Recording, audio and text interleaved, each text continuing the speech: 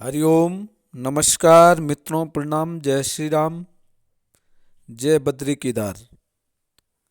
मित्रों, एक बार पुनः आपका स्वागत कर रहा हूँ श्री शिव शक्ति आध्यात्मिक चैनल पर, जहाँ पर कि मैं आपको ज्योतिष से संबंधित, अध्यात्म से संबंधित छोटी छोटी और महत्वपूर्ण जानकारियाँ उपलब्ध कराता हूँ।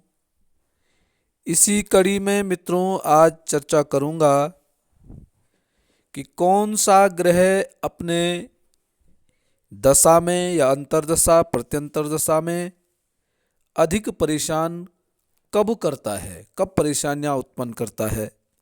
तो वीडियो प्रारंभ करने से पहले आपसे पुनः निवेदन है, यदि आपने अभी तक चैनल को सब्सक्राइब नहीं किया है तो प्लीज़ चैनल को सब्सक्राइब अवश्य करें, वीडियो को अंत तक देखें और यदि आपको ठीक लगती हैं शेयर भी अवश्य करें, साथ में लाइक और कमेंट भी करें।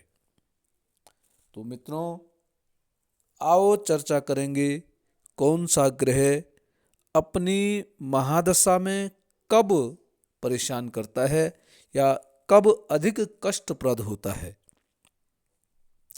तो मित्रों, सबसे पहले करेंगे चंद्रमा की।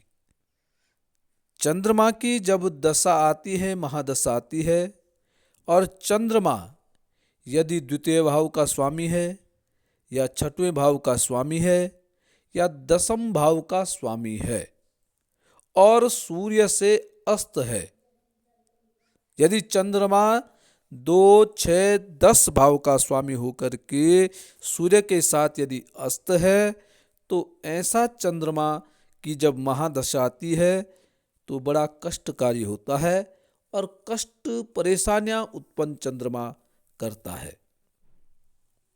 मित्रों, दूसरा है जब 29 डिग्री से 30 डिग्री के बीच का ग्रह हो और दसम स्थान में हो, तो बार बार ऐसा व्यक्ति मान सम्मान में नुकसान करता है। कोई भी ग्रह हो 29 और 30 डिग्री के बीच में होकर के और दसम स्थान में हो, तो बार यदि उसकी दशा आएगी तो वह मान सम्मान में नुकसान या परेशानी उत्पन्न करता है। मित्रों, राहु यदि सूर्य और चंद्र की ही डिग्री में हो,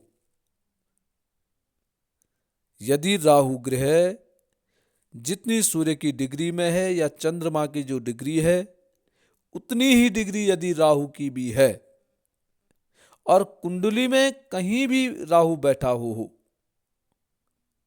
या राहु एक प्रथम भाव में हो, चतुर्थ भाव में हो, छठवें भाव में हो, सातवें भाव में हो, आठवें भाव में हो या 12वें भाव में हो, तो और सूर्य और चंद्रमा की दशा हो तो मृत्यु तुल्य कष्ट देने वाली होती है।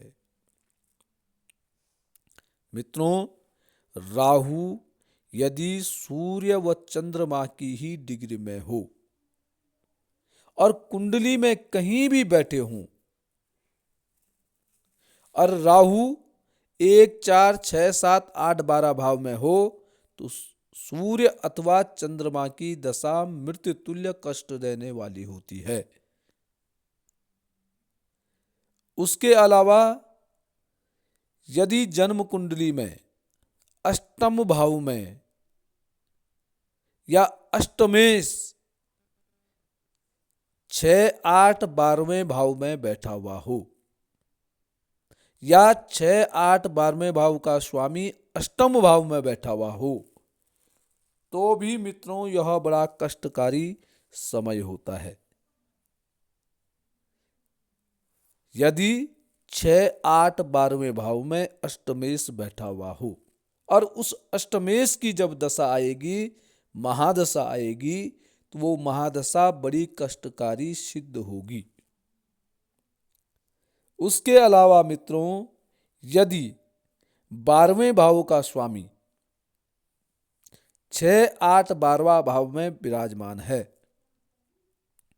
तो जब इसकी दशा आएगी व्ययेश की जब दशा आएगी तो उस समय मनुष्य एकाकी हो जाता है, अकेला हो जाता है, और जितने भी कष्ट आएंगे वो मनुष्य को स्वयं ही उनका निवारण करना पड़ेगा।